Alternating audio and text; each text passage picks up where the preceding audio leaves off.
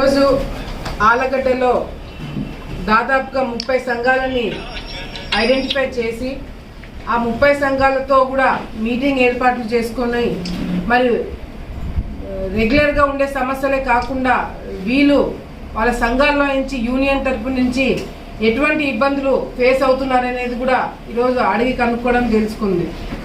ఈరోజు ఏ సంఘాలతో అయితే మాట్లాడినామో వాళ్ళందరికీ కూడా రేపు పొద్దున మా ప్రభుత్వం వస్తే ఏం చేయగలుగుతాము, ఏం చేస్తామనేది కూడా డిస్కషన్ చేయడం జరిగింది. ముఖ్యంగా ఈరోజు ఆలగడ్డలో గౌండాస్తో మీటింగ్ పెట్టుకోవడం జరిగింది. మరి గౌండాస్తో మీటింగ్ పెట్టుకున్నప్పుడు ముఖ్యమైన సమస్యలు వాళ్ళందరితో నేను మాట్లాడినప్పుడు కూడా ఈ కరోనా టైంలో ఈ ప్రభుత్వం వచ్చిన తర్వాత ఏదైతే కరోనా టైంలో చాలామంది ఇబ్బంది పడడం జరిగింది. మరి ఏ పనులు జరగకపోవడం వల్ల, అదేవిధంగా మరి ఇసుక దొరకకపోవడం వల్ల ఆ కుటుంబాలన్నీ కూడా రోడ్డు మీదకి వచ్చే పరిస్థితి కనపడింది. నేను వాళ్ళందరితో కూర్చొని మాట్లాడినప్పుడు కూడా వాళ్ళ సమస్యలు చెప్పడం జరిగింది. మొదటి 3 సంవత్సరాలు 3.5 సంవత్సరాలు ఇసుక దొరకపోవడం వల్ల ఏ విధంగా వాళ్ళందరూ ఇబ్బందులు పడినారు, కుటుంబాన్ని పోషించుకోవడానికి ఏ విధంగా వాళ్ళందరూ కూడా ఇబ్బంది పడినారనేది కూడా మాట్లాడుకోవడం జరిగింది.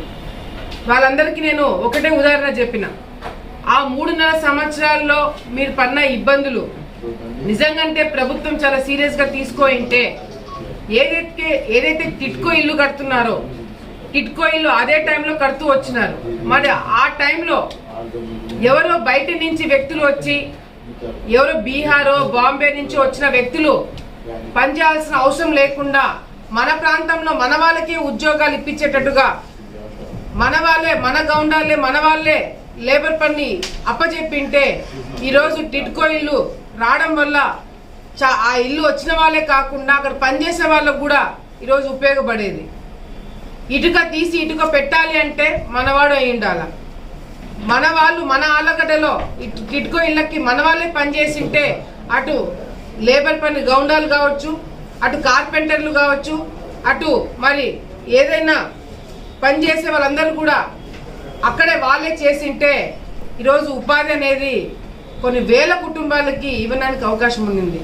కానీ ఆ సింపుల్ ఆ చిన్న ఆలోచన రాకపోవడం వల్ల కూడా ఈరోజు పనిలేనుక ఆ 3 సంవత్సరాలు పడిన ఇబ్బందులు అంతా ఇంత కాదు. సో వాళ్ళందరూ కూడా నాకు చెప్పడం కూడా ఏంటంటే, గతంలో ఏదైతే పనిచేసే గౌండాలకు పనిచేసే వాళ్ళకి ప్రభుత్వం తరపు నుంచి బీమా కావచ్చు, వాళ్ళ ఇంట్లో వాళ్ళ భార్య డెలివరీకి 30,000 రూపాయలు ఇవ్వడం కావచ్చు, అదేవిధంగా పెళ్ళికి వాళ్ళ ఇంట్లో పెళ్లి జరిగినా కూడా పెళ్ళికి కూడా ప్రభుత్వం తరపు నుంచి డబ్బులు వచ్చేవి, అనుకోకుండా వ్యక్తి ఎవరైనా చనిపోతే బీమా డబ్బులు వచ్చేవి. ఇవన్నీ ఇప్పుడు రాకపోవడం వల్ల చాలా ఇబ్బందులు పడుతున్నారని చెప్పడం జరిగింది. వాళ్ళందరికీ మాట ఇవ్వడం జరిగింది. ఏదైతే గత ప్రభుత్వంలో మీకు స్కీమ్స్ వచ్చేవో, పథకాలు వచ్చేవో మీ గౌండాలకి, అవన్నీ కూడా మళ్ళీ తిరిగి వచ్చేదానికి తప్పకుండా చంద్రబాబు నాయుడు గారి తరఫున మేమందరం కూడా మాట ఇస్తున్నామని చెప్పి, అది పెళ్లి కానుక కావచ్చు, లేకపోతే మరి డెలివరీకి ఇంట్లో ఆడవాళ్ళకి ఏదైనా డెలివరీకి కూడా డబ్బులు ఇచ్చేదానికి మేము సాయం చేస్తామని చెప్పి ప్రభుత్వం తరఫున వాళ్ళకి మాట ఇవ్వడం జరిగింది. కార్పెంటర్ అసోసియేషన్ వాళ్ళతో కూడా మేము మీటింగ్ పెట్టుకోవడం జరిగింది. కార్పెంటర్ అసోసియేషన్లో దాదాపుగా 250 మెంబర్లు ఉన్నారు. మన ఓన్లీ టౌన్లో మాత్రం 250 ఉన్నారు. మొత్తం తాలూకా వ్యాప్తం కూడా చూసుకుంటే దాదాపుగా 1000 మంది ఉంటారని చెప్పి కూడా నా దృష్టికి రావడం జరిగింది. సో దీంట్లో ముఖ్యంగా ఇందాక నేను చెప్పినట్టుగా కూడా ఏదైతే ఇసుక దొరకపోవడం వల్ల, కన్స్ట్రక్షన్స్ ఆగిపోవడం వల్ల, ఎక్కడ కూడా పనితీరు లేకపోవడం వల్ల ఈ కరోనా టైంలో కావచ్చు, దాని తర్వాత కావచ్చు, చాలా ఇబ్బందులు పడినారు కార్పెంటర్ అసోసియేషన్ వాళ్ళు కూడా. ఎక్కడ కూడా ఇందాక నేను చెప్పినట్టుగా కూడా టిట్కో ఇళ్ళ కాడు కూడా మన వాళ్ళకి పని అప్పచెప్పింటే అక్కడ మన వాళ్ళే కార్పెంటర్ పని చేయాలా, మన వాళ్ళే బోట్లు బిగించాలా, మన వాళ్ళే ఉండాలనే కండిషన్ పెట్టింటే ఈరోజు ఆ 3 సంవత్సరాలు మన వాళ్ళు పడిన ఇబ్బందులు అట్లీస్ట్ కొద్ది మంది కన్నా ఉపాధి ఇప్పించి ఆ బయట వాళ్ళని ఆ ఇబ్బందుల నుంచి బయటపడడానికి అవకాశం ఉండేది. కానీ ఈ ప్రభుత్వానికి కానీ ఎమ్మెల్యేకి కానీ అటువంటి ఆలోచన లేవు కాబట్టే ఈరోజు ఇంతమంది ఆ సంవత్సరాలు 3-4 సంవత్సరాలు ఇబ్బంది పడిన కార్యక్రమం మనందరం కూడా చూడడం జరిగింది. సో వీరందరూ చెప్పిన అసోసియేషన్ లో సంబంధించిన ప్రాబ్లమ్స్ కూడా ఏదైతే ఈ బీమా గతంలో బీమా డబ్బులు వచ్చేవో ఆ బీమా డబ్బులు ఇప్పుడు రావట్లేదు. అంతేకాకుండా సేమ్ ఆడవాళ్ళు ఎవరైనా డెలివరీ చేయించుకోవాలంటే కూడా ఆ 30,000 రూపాయలు ఏదైతే ఆర్థికంగా సాయం చేసేది ప్రభుత్వం, అప్పుడు గత ప్రభుత్వంలో తెలుగుదేశం పార్టీ ప్రభుత్వంలో, ఇప్పుడు జగన్ వచ్చిన తర్వాత అవన్నీ ఆపేయడం జరిగింది. పెళ్లి కానుకకు డబ్బులు ఇచ్చేవాళ్ళు, అది కూడా ఆగిపోయింది.